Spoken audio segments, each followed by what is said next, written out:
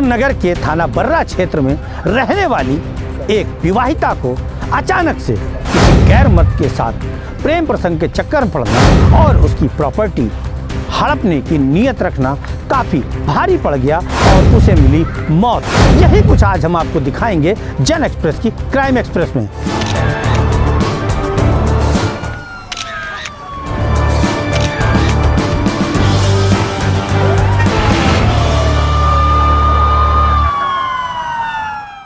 बीती 2 दिसंबर को थाना बिदनू क्षेत्र में अचानक से झाड़ियों के पास एक अधेड़ महिला का शव दिखाई दिया, जिसके बाद मौके पर जब पुलिस पहुंची तो वहां पर देखा कि जो महिला है वो तो अज्ञात है और उसे कोई क्षेत्र का नागरिक जानता ही नहीं है।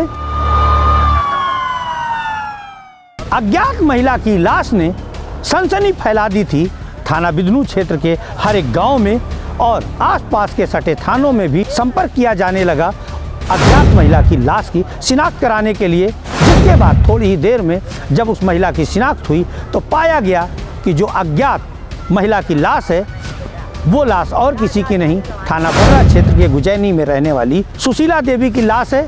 और फिर उसके बाद जब पुलिस अंदर तह तक गई तो बहुत कुछ निकल कर सामने आया।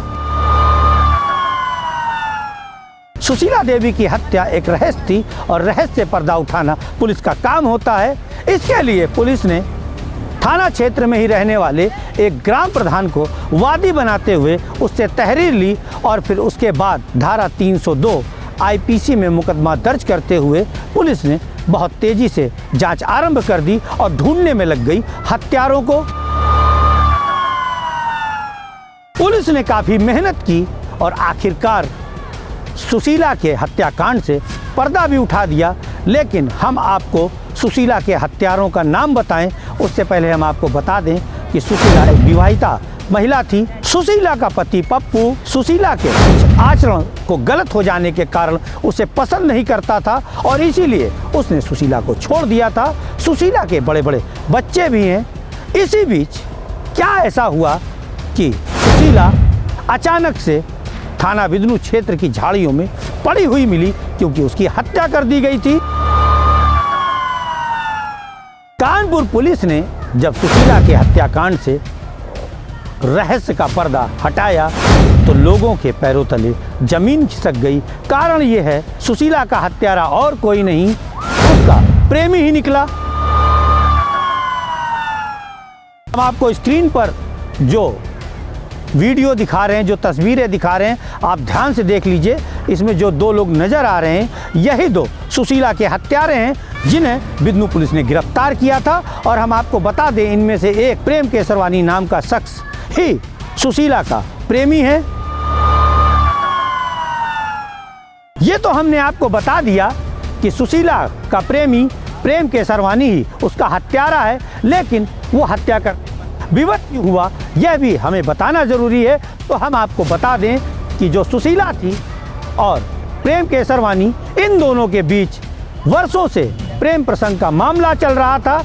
इसी कारण सुशीला के पति पप्पू ने सुशीला से किनारा काटा था। और अब हम आपको बता दें कि जब सुशीला और प्रेम काफ़ी नज़दीक आ गए तो सुशीला प्रेम पर दबाव बनाने लगी कि वो उससे विवाह करे और उसे प्रॉपर्टी में हिस्सा दे।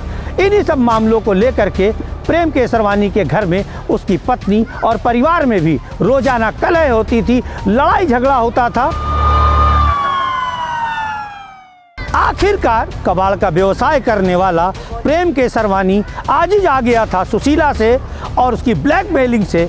इसलिए उसने तय किया उसकी हत्या करवाने के लिए और फिर उसने अपने ही एक राजेश गौतम नाम के दोस्त को 70,000 रुपए की सुपारी दी कि वो सुशीला को ठिकाने लगा दे। बीती 2 दिसंबर को प्रेम बहला फुसलाकर सुशीला को अपनी गाड़ी पर बिठाकर थाना बिदनू क्षेत्र में ले गया, जहां पर पहले से ही मौजूद राजेश गौतम उर्फ छोटू और कुछ अन्य लोगों ने सुशीला को वहीं पर मौके पर ही गोली मार करके मौत के घाट उतार दिया और वहां से रफू चक्कर हो गए। और जिसके बाद सुशीला की लाश बिदनू पुलिस को मिली थी और उसके बाद जो पुलिस ने खुलासा किया वो काबिले तारीफ था। इस मामले में कानपुर की पुलिस लाइन सभागार में एडीसीपी साउथ अंकिता मैम ने प्रेस वार्ता करके क्या कुछ जानकारी दी थी, वो भी हम आपको दिखा रहे हैं, आपके सामने है। थाना बिद्नू क्षेत्र में दिनांक 2 दिसंबर को एक अज्ञात महिला का शव बरामद हुआ था, जिसमें कि थाना बिद्नू क्षेत्र में जामू में वो शव मिला था। उस शव की शिनाख्त एक महिला सुशीला के रूप में हुई, जो कि गुजैनी थाना क्षेत्र की रहने वाली है। घटना का जब विवेचना की गई तो ये सामने आया कि सुशीला का एक प्रेम नाम के व्यक्ति से संबंध थे। प्रेम क्योंकि ऑलरेडी शादीशुदा था तो वो सुशीला से शादी नहीं करना चाहता था, लेकिन सुशीला प्रेम और उसके परिवार पर शादी और प्रॉपर्टी में हिस्सेदारी के लिए दबाव बना रही थी। इसी के चलते प्रेम ने अपने कुछ साथियों के साथ मिलकर सुशीला की हत्या कर दी और उसके बाद शव को बिद्नू थाना क्षेत्र में जामू के पास फेंक दिया। तो हमने आपको जो पुलिस की जिम्मेदार अधिकारी थी अंकिता मैम, उनकी जुबानी भी आपको इस हत्याकांड का खुलासा दिखाया है। अब हम आपको बता दें कि इस मामले में प्रेम केसरवानी और उसके साथी राजेश गौतम उर्फ छोटू को जेल भेज दिया गया है। हालांकि जिस हिसाब से पुलिसिया स्टोरी है, उस स्टोरी के अनुसार अभी कुछ लोगों को जेल जाना और बाकी है, लेकिन इस हत्याकांड का सफल खुलासा कानपुर कमिश्नरेट पुलिस ने कर दिया है। इस हत्याकांड का सफल खुलासा करने में जिन लोगों के नाम शामिल है, उनके नाम स्क्रीन पर हैं, सामने आपको दिखाई दे रहे होंगे, देख लीजिए।